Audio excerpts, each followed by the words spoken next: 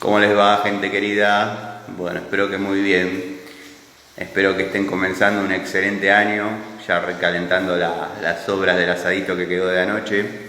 Yo hoy me desperté temprano, ya estaba medio aburrido de mirar la tele en mi casa, así que bueno, decidí venir a poner en marcha la zanela, que hace unos días que está parada. Nada, uno pese a que es primero de año, tiene el hábito de despertarse temprano, así que bueno, me vine hasta acá, hasta mi casa, a poner la moto en marcha. Muchos me dicen, Tano, tu señora no te reta de que tenés la moto en el comedor, la pones en marcha, tenés coches en la puerta.